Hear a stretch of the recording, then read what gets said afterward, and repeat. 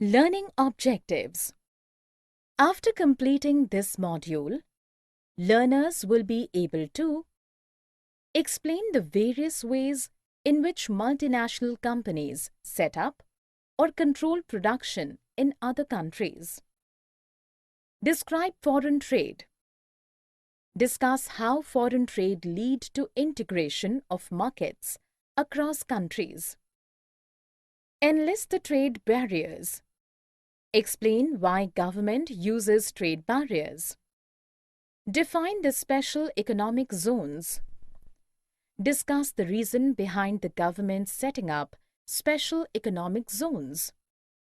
Explain the impact of globalization in India. Production across countries. In the middle of the 20th century, the countries organized production within itself. Colonies of India exported the raw materials and foodstuff and imported finished goods. Trade was regarded as the main channel of connection between distant countries. This was done before large companies called multinational corporations or MNCs were established. MNCs are companies that have their branches or manufacturing units in more than one nation. MNCs establish their factories and offices in regions where cheap labor, raw material and other resources are readily available. This minimizes the cost of production and increases the profit. MNCs play an important role in the Indian economy by setting up production jointly with some of the local companies.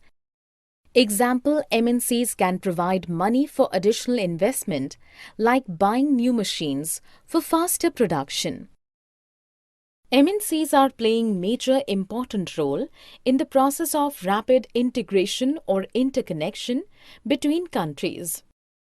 No more regions of the world are in closer contact with each other than a few decades back. Interlinking production across countries. MNCs look into four major criteria before they set up production in any place. The factory or company should be close to markets. Skilled and unskilled labor should be available at low costs. Availability of other factors of production should be assured, example infrastructure. Local government policies should be in their interests.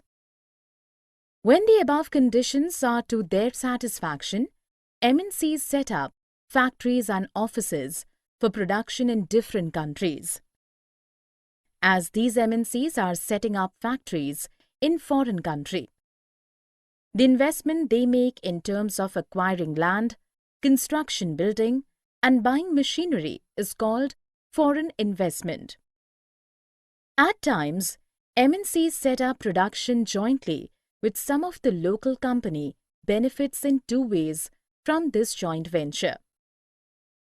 MNCs provide money for additional investments like buying new machines for faster production. MNCs introduce the latest technology for production. MNCs are spreading their production and interacting with local producers in various countries across the globe. MNCs are setting up partnerships with local companies. MNCs are using the local companies for supply of raw material or accessories. Positive impact of globalization in India. The impact of globalization in India has been tremendous. Greater competition among producers resulting from globalization is a great advantage to consumers as there is greater choice before them. Consumers now enjoy improved quality and lower prices for several products. Due to globalization, many MNCs have increased their investment in India. This means thousands of people are getting highly paid jobs and enjoy much higher standards of living than was possible earlier. Local companies supplying raw materials to these industries have proposed Top Indian companies have benefited from increased competition. They have invested in newer technologies and production methods and raised their production standards. Some Indian companies have gained from successful collaborations with foreign companies. Large Indian companies have emerged as multinationals like Tata Motors. Globalization has also created new opportunities for Indian companies, providing services, particularly in the IT field, such as data entry, accounting, and administrative tasks, are now being done cheaply in India and exported to the developed countries. This has generated thousands of jobs. Positive impact of globalization in India. Quality product, job opportunity, Indian MNCs, foreign collaborations, newer technology, supply of raw material, high standard of living. Negative impact of globalization in India. There is also a negative side to globalization in India. For a large number of small producers and workers, globalization has posed major challenges. Reasons for the negative impact. Rising competition. Liberalization of foreign trade policies allowed the import of electronic goods at a very cheap cost. Local producers of electronic goods were not able to meet with this challenge. MNCs flooded the market with quality products at a cheap price. Local producers are not to compete with this and are to put up hardship, as their goods do not have a market. Uncertain employment. In order to compete in the world market, exporters try and cut labor costs. Workers are denied their fair share of benefits as manufacturers are always on lookout for cheap labor. Negative impact of globalization. Small producers are put to hardship. Less wages. Uncertain employment.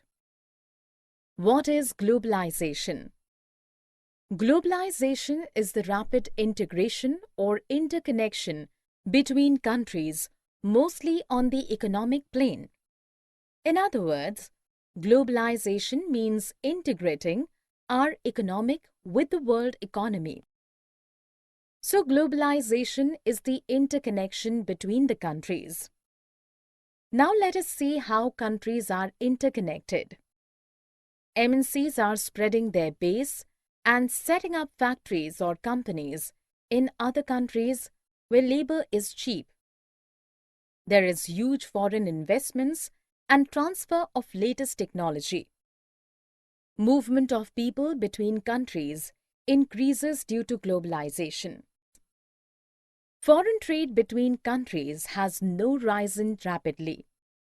The activities of most MNCs involve trade in goods and also services. Foreign trade and integration of markets. For a long time, foreign trade has been the main channel connecting countries.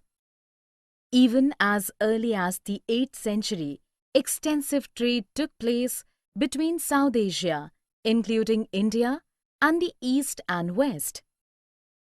Trading interests attracted various trading companies such as the East India Company to India. The benefits of foreign trade were tremendous. Foreign trade created an opportunity for the producers to reach beyond the domestic markets, that is, markets of their own countries. Producers could compete in markets located in other countries of the world. Expanding foreign trade gave consumers a wider choice of goods beyond what is domestically produced. So, due to foreign trade and integration of markets, goods travel from one market to another. Choices of goods in the markets rises. Process of similar goods in the two markets, where it is produced and where it is sold, tend to become equal. Producers in the two countries compete against each other even though they are separated by thousands of miles. World Trade Organization. World Trade Organization, or WTO, is an international body which aims at liberalizing international trade. It was started at the initiative of the developed countries. WTO establishes rules regarding international trade. It seems that the member countries obey these rules, and 165 countries of the world are currently members of WTO 2016. It is located in Geneva, Switzerland. It was established on January 1995. It was created by Uruguay Negotiations 1986 to 94. It gives membership to 151 countries on 27 July 2007. The total budget under WTO is 182 million Swiss francs for 2007. The number of people in Secretariat staff are 625. It is headed by Pascal Lamy, Director General. Functions of World Trade Organization are administering WTO trade agreements, forum for trade negotiations, handling trade disputes, monitoring national trade policies, technical assistance and training for developing countries, cooperation with other international organizations. The struggle for a fair globalization. Globalization has two sides, the positive, the negative. If a balance to be brought about, we should strive towards fair globalization. On one hand, we have people with education, skill, and wealth who have benefited from globalization. On the other hand, there are the uneducated, less skilled people who have not benefited from it. The government can play a major role in ensuring that the fruits of globalization reach everyone, the educated and the uneducated, equally. Its policies must protect the interests not only of the rich and the powerful, but all the people in the country. The Indian government should ensure that labor laws are properly implemented and the workers get their rights. The government should support small producers to improve their performance till the time they became strong enough to compete. If necessary, the government should use trade and investment barriers to protect small producers. The government should negotiate at the WTO for fairer rules. It can also align with other developing countries with similar interests to fight against the domination of developed countries in the WTO. Massive campaigns and representation by people's organizations have influenced important decisions relating to trade and investment at the WTO. This has demonstrated that people also can play an important role in the struggle for fair globalization.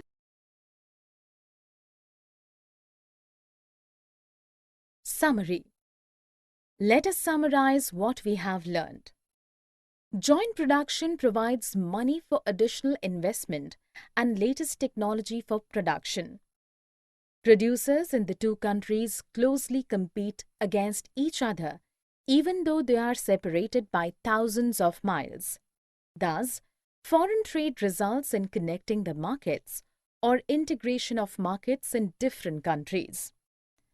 Government uses trade barriers to increase or decrease foreign trade and to decide what kinds of goods and how much of each should come into the country. Increased competition has encouraged top Indian companies to invest in newer technologies and production methods and raise their production standards. Globalization has enabled some large Indian companies to emerge as multinational. Globalization has created new opportunities for companies providing services, particularly those involving information technology.